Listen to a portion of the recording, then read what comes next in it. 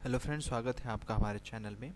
और आज हम जो समरी कवर करने वाले हैं वो class 10th visual the order full summary हम आज इसका कवर करेंगे। और ये हिंदी में ही होगा सारा समरी। तो चलिए शुरू करते हैं।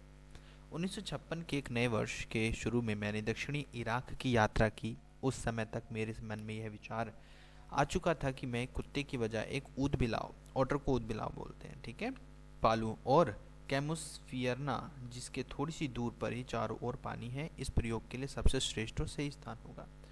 जब मैंने इस बारे में साधारण तौर पर अपने मित्र से चर्चा की तो उसने उतनी ही साधारण तरह से उत्तर दिया कि मुझे बढ़िया वाला ऊद बिलाव टिग्रिस के दलदल से मिल जाएगा, क्योंकि वहाँ पर ये मच्छरों की तरह आम है और अधिकतर अरब वासियों द्वारा प्रशिक्षित भी होते हैं। हम बसरा के वाणिज्य दूतावास के पास अपनी यूरोप से आई चिट्ठियों के बजाय जवाब देने और उन्हें ले जा रहे थे। वाणिज्य दूतावास में हमने देखा कि मेरे मित्र की डाक आ गई थी, परंतु मेरी नहीं आई थी। मैंने इंग्लैंड तार भेजा और जब 3 दिन बाद कुछ नहीं हुआ तो मैंने टेलीफोन करने की कोशिश की। कॉल 24 घंटे पहले दर्ज करवानी पड़ी थी। पहले दिन तो लाइनें खराब थीं, दूसरे दिन एक्सचेंज धार्मिक अवकाश के कारण बंद था, तीसरे दिन वहाँ एक और गड़बड़ी हो गई थी। मेरा मित्र जा चुका था और मैंने उससे 1 हफ्ते के समय में मिलना तय किया।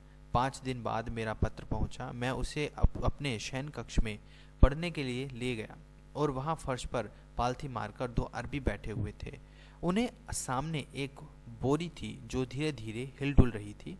उन्होंने मेरे दोस्त का पत्र मुझे थमाया। यह रहा तुम्हारा उद्बिला। उस बोरे के खुलने के साथ ही मेरे जीवन का एक ऐसा काल प्रारंभ हुआ जो अभी तक समाप्त नहीं हुआ, और शायद जितना मैं समझता हूँ मेरी चाहत के बिना समाप्त भी नहीं होता। यह ज़रूर एक प्रकार का उद्बिलाव का प्रभाव है, एक उद्बिलाव से लगाव जिसे मैंने अधिकतर लोगों द्वारा हिस्सा लेते देखा है, जो उद्बिलाव को अपने पास पालतू पशु के रूप में रखते हैं। वह जीव जो उस बोरे में से उस दूतावास के शयन कक्ष के विशाल टाइल फर्श पर निकला, आमतौर पर मध्यकाल के एक काल्पनिक छोटे से ड्रैगन की भांति प्रतीत हुआ। सिर से लेकर पूंछ की नोक तक वह मिट्टी के कवच के समानांतर नुकीले स्केल से लिपटा हुआ था, जिसके बीच में नरम मखमली फर नजर आ रहा था, जो कि चॉकलेटी भूरे रंग का तिल था।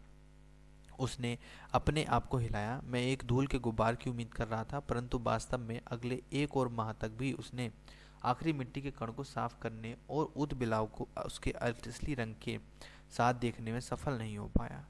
मिचबिल, उस उद बिलाव को मैं जिस नाम से पुकारता था, वास्तव में एक ऐसी प्रजाति का था जो कि विज्ञान के लिए पहले से अनजानी थी, और उसे लंबे समय बाद जीव वैज्ञानिकों के नाम जो दिया था वह था लुट्रोगेल पर्स पिटिलेटा मैक्सवेली या मैक्सवेल ऑटर। ये नाम बहुत ध्यान से आप समझना दोस्तों, क्योंकि ये नाम एग्जाम में आपको लिखना है।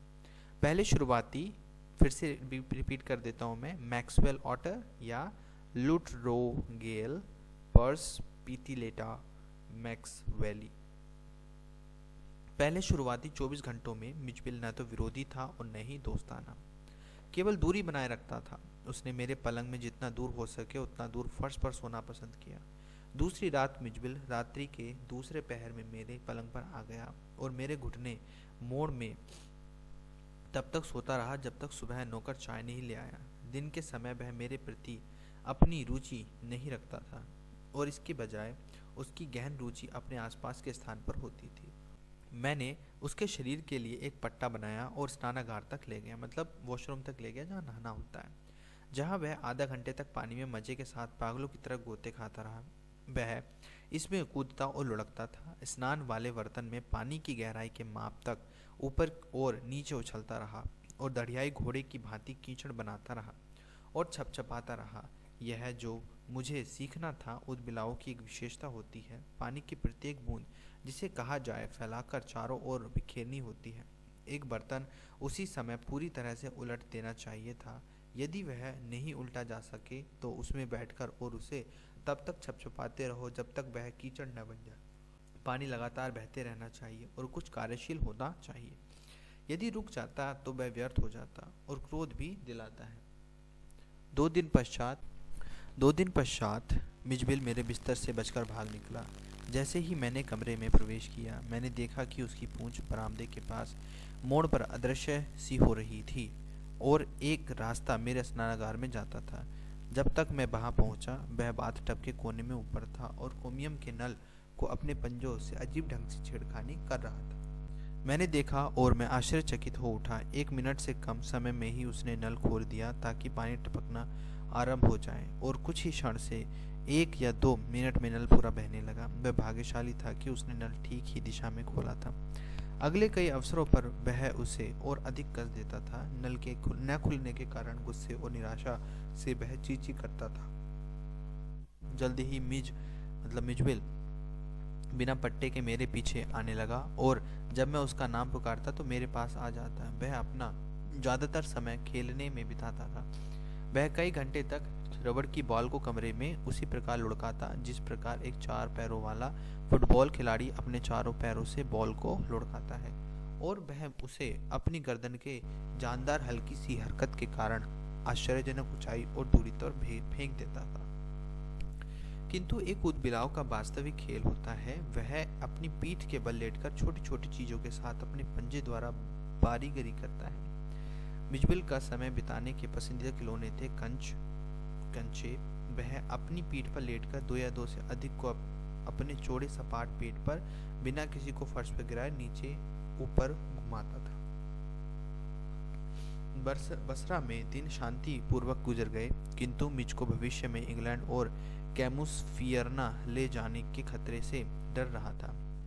लंदन जाने वाली ब्रिटिश विमान सेवा पशुओं को नहीं ले जा सकती थी, इसलिए मैंने दूसरी विमान सेवा से पेरिस की बुकिंग करवा ली और वहां से लंदन की विमान सेवा के अनुरोध किया कि मिज को एक 18 इंच के डिब्बे में बंद किया जाए और उसे मैं फर्श पर अपने पैरों में रखूं। मैंने एक डिब्बा बनवाया और यात्रा से 1 घंटे पहले मिजविल को उस डिब्बे में बंद कर दिया ताकि वह इसका अभ्यस्त हो जाए, और मैं शीघ्रता से भोजन के लिए निकल गया।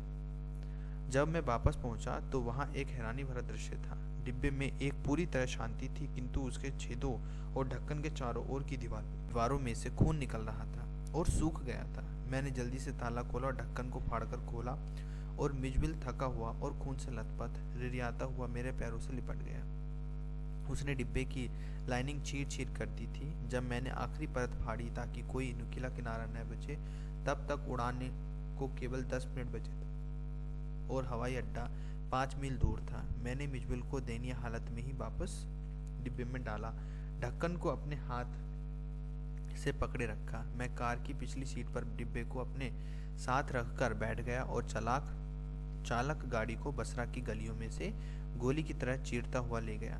हवाई जहाज उड़ने की प्रतीक्षा में था। मुझे गुस्से से भरे अधिकारियों द्वारा उसकी ओर भगाया गया। सौभाग्यवश जो सीट मैंने बुक की थी वो बिल्कुल सामने थी। मैंने अपने पैरों के साथ फर्श पर अखबारों से ढक दिया, विमान परिचालिका को बुलाया और उसे मछलियों का पार्सल मिजविल के लिए ठंडे स्थान पर रखने के लिए दे दिया। मैंने उसे पिछले आधे घंटे की घटनाएं बताकर अपने विश्वास में ले लिया। मुझे उस विमान परिचालिका के लिए आज तक दिल में सम्मान है। वह अपने तरह की दया की देवी थी। उसने सलाह दी कि अपने पालतू ऑटर को अपने घुटनों पर रख लूं, और मैंने दिल से एहसानमंदी के साथ उसका हाथ चूम लिया। किंतु ऊदबिलाव के बारे में जानकारी न होने के कारण जो आगे हुआ मैं उसके लिए तैयार नहीं था।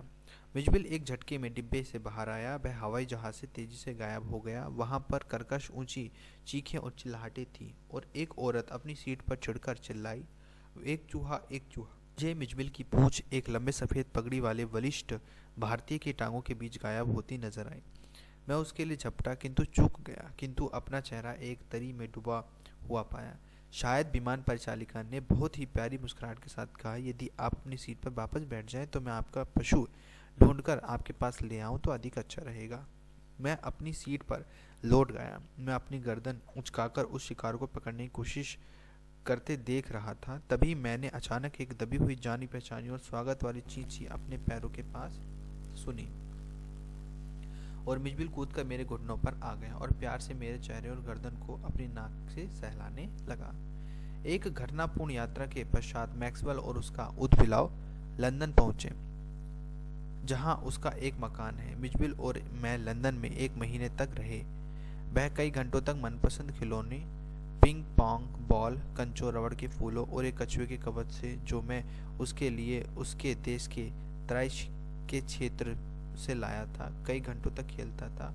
उस पिंग पोंग बॉल से उसने अपनी तरह का एक खेल इजाद किया जिसमें वह लगभग आधे घंटे तक रुचि से खेलता रहता था। एक सूटकेस जो मैंने इराक से खरीदा था पूरी तरह से घर तक की यात्रा के दौरान खराब हो गया था। यहाँ तक कि उसके ढक्कन को जब बंद किया जाता था एक ओर से उठा रह जाता था। मिचबिल को यह पता चला कि यदि उसके एक ऊंचे किनारे पर बॉल रखी जाए तो वह लुढ़क कर सूटकेस के दूसरे किनारे पर पहुंच जाती थी। वह भागकर उसके पहुंचने तक हमला करने के लिए दूसरे कोने तक पहुंच जाता, उससे छुपता छुपाता, झुकता, उछलता और हैरानी से उसे पकड़ना और उसे ऊंचे किनारे पर फिर से ले जाकर उड़काता था। घर के बाहर से उसे डंडे पर कसरत करवाता था, मानो वह एक कुत्ता हो। मिचबिल ने जल्द ही लंदन की गलियों में इन रास्तों पर चलने की कुछ विशेष पक्की आदतें सीख ली थी। उसी प्रकार जिस प्रकार स्कूल से आते समय बच्चे विविधपूर्वक अपने पैर फर्श पत्थरों के चौरस में बीचों बीच रखते हैं, प्रत्येक 7वीं घड़ी सीधी खड़ी लोहे की सलाखें पकड़ते हैं या प्रत्येक दूसरी बिजली के खंभे के सामने से गुजरते हैं। मेरे मकान के सामने ही एक मंजिला प्राथमिक विद्यालय था, जिसके सामने के स्थान पर एक 2 फुट ऊंची छोटी दीवारें थीं। अपने घर के रास्ते पर आते समय, किंतु कभी अपने घर से बाहर जाते समय नहीं, मिचबिल मुझे उस दीवार के साथ लगाता, उस पर कूदता और उसकी 30 गज की पूरी लंबाई को सरपट भागकर पार करता और दोनों बच्चों और वहां के कर्मचारियों का ध्यान आकर्षित करता। मेरे ख्याल से यह अजीब नहीं होगा कि एक आम लंदनवासी एक ऊदबिलाव को नहीं पहचानता, किंतु तुक्कों की इतनी विविधता की वह कौन सा पशु हो सकता है, मेरे लिए एक आश्चर्य था। ऊदबिलाव तुलनात्मक तौर पर पशुओं के छोटे से झुंड का होता है। उसे मुस्टिलीन कहते हैं। इसमें बिज्जू, नेवला, कथिया, न्याल, स्टोट, विस्त्रक और अन्य पशु हैं। मैंने लगातार तुक्कों से भरे सवालों का सामना किया जो सभी मुस्टिलीनों पर लागू होती है, बजाय ऊदबिलाव के। ज़्यादातर तुक्के एक प्रकार की मछली और गिलहरी से टकराते थे। श्रीमान, क्या यह एक बड़े दांतों वाला समुद्री जीव है जिसे वालरस कहते हैं? और मैं खिसियाने सा बन गया। एक कुत्तों के प्रदर्शन के बाहर मैंने इसके बारे में एक दरियाई घोड़ा, एक वीवर, एक भालू का बच्चा, एक तेंदुआ आदि से अनुमान संबंधी आवाज़ें सुनी। स्पष्ट रूप से इसने अपना स्थान बदल लिया है और अब यह प्रागैतिहासिक महाकाय सरीसृप ब्रोंटोसॉरस है। लोग इसे अलग अलग प्रकार से समझते हैं, किंतु मिचबिल ऊदबिलाव के अतिरिक्त और कुछ भी नहीं था। किंतु वह सवाल जिसको मैंने सबसे अधिक अंक दिए एक गली में गड्ढा खोदने वाले मजदूर से आया। मैं उससे अभी दूर परी था जब उसने अपने औजार रख दिए, अपने हाथों को अपने कूल्हे पर रख दिया और घूरने लगा। वैसे ही मैं उसके समीप आया और उसकी हैरानी और अपमानित करने वाले भाव देखे, जैसे मानो यह मुझसे बताना चाह रहा हो कि वह तो इंसान नहीं है जिसके साथ वह मजाक किया जा सके। मैं उसके बराबर में आया, उसने देखा, घूरा और फिर गुर्राया। ये मिस्टर कहाँ है? इसको क्या समझा जाए? इस वीडियो को 1-2 बार ज़रूर सुने और हेडफोन लगा के सुनेंगे तो अंडरस्टैंडिंग अच्छा रहेगा। आई होप आपको अच्छा लगा होगा। थैंक यू सो मच आपके एग्ज़ाम के लिए, जिसके लिए भी आप इस समरी को सुन रहे हैं। God bless you. Bye bye.